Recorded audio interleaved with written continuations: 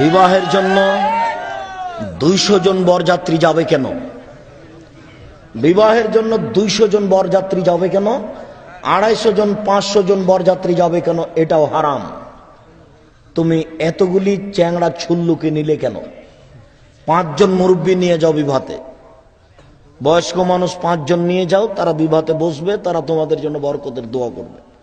এই সম্মানিত উপস্থিতি, কমিউনিটি সেন্টার জায়েজ, কিন্তু মেয়ে সেখানে বসবে না। মেয়ের বসা হারাম।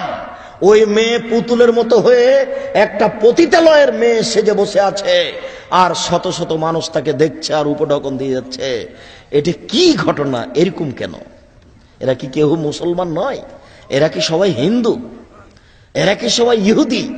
এরা কি সবাই খ্রিস্টান? ব্যাপারটা কি? মেয়েটা কেন বেশ্যালয়ের মেয়ে সেজে বসে আছে? সবাই কেন তাকে উপঢকন দিচ্ছে? মেয়েটা কেন বেশ্যালয়ের মেয়ে সেজে বসে আছে? সবাই কি তার সাথে জেনা করতে চাচ্ছে? যত মানুষ তাকে দেখছে সবাই জেনা করছে চোখে।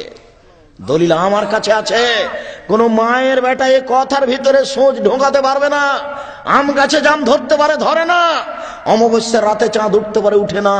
সুঁয়ের ছিদ্র দিয়ে ফাল ঢোকতে পারে, ঢোকে না। সুঁয়ের ছিদ্র দিয়ে ফাল ঢোকে যেতে পারে।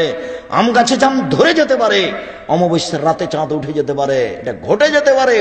আমি যে কথা বলছি এই কথাতে সন্দেহ আছে বলে কিয়ামত পর্যন্ত চেষ্টা করলে সরিষা ঢোকানো যাবে না। যা বলছি তাই থাকবে। ও কি বেশ্যালয়ের মেয়ে? আপনি তার মুখ দেখে টাকা দিচ্ছেন কেন? ব্যাপারটা কি? ধর্ম কাকে দেখাতে চাচ্ছেন? কোন মায়ের বেটা এই কথাকে হিলাতে পারে? দেখি কে এমন মাটির উপরে জন্ম নিয়েছে? এটা হবে কেন? কাপুরুষের পরিচয় দেয় বিবাহ করবো না যুবক তুমি। আর আপনি বক্তব্যের সাথে মুনাফিকি করবেন না। এই কমিউনিটি সেন্টারের মুখে লাথি মারতে হবে। শত শত মানুষ যাবে কেন এই বিবাহ উপলক্ষে? আর তোমার মেয়ের বাপের বাড়িতে এত ভিড় কেন? যাক, গেছো, এবারের মতো ভুল করেছ। শ্বশুরকে বিবাহের শেষে 2 লক্ষ টাকা দিয়ে আসিও, আর বলিও আব্বা বিবাহ খরচের জন্য 2 লক্ষ টাকা থাকলো চুপে দিয়ে আসছে। এত মানুষ খেয়েছো, এটা কেন? তোমার শ্বশুরকে এত মানুষ খাওয়াতে হবে মানে? এটার কোনো বিধান দেখা যায় না। সাথে সাথে এটা রাজশাহী চাঁপাই নবাবগঞ্জ যা আছে, ওই বরের সাথে মেয়েরা যায়, তাকে চাঁপাই নবাবগঞ্জের ভাষাতে ডুলি বিবি বলে। এইগুলো কেন? মেয়েরা যাচ্ছে কেন তোমার সাথে?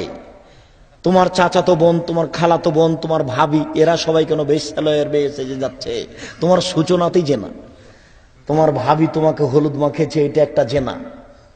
তোমার চাচাতো বোন তোমাকে হলুদ মাখেছে, এটা একটা জেনা। তোমার বউ ওখানে কমিউনিটি সেন্টারে পতিতালয়ের মেয়ে হিসেবে দাঁড়িয়ে আছে, ওটা একটা জেনা। তুমি এতগুলি মেয়েকে সাথে নিয়ে বিবাহ করতে গেলে এটা একটা জেনা। যদি তুমি মনে করো যে একজন মহিলার প্রয়োজন, তোমার মাকে নিয়ে যাও, তোমার দাদিকে নিয়ে যাও, তোমার দাদিকে। যদি মনে করো যে বিবাহ করতে গেলে একটা মহিলার প্রয়োজন আছে, যদি এটা লাগেই, তো দাদিকে নিয়ে যাও। তোমার ভাবি গেল কেন? তোমার বোন যাবে কেন? এই মহিলা যাওয়া প্রথা হারাম। মেয়েকে বায়না করা হারাম। এতগুলি বর যাত্রী যাওয়া হারাম। কমিউনিটি সেন্টারে মেয়ে বসে থাকবে, সবাই উপঢৌকন দিবে, এই নীতি হারাম। বরের জন্য এসব পোশাক তৈরি করতে হবে, এই নীতি হারাম।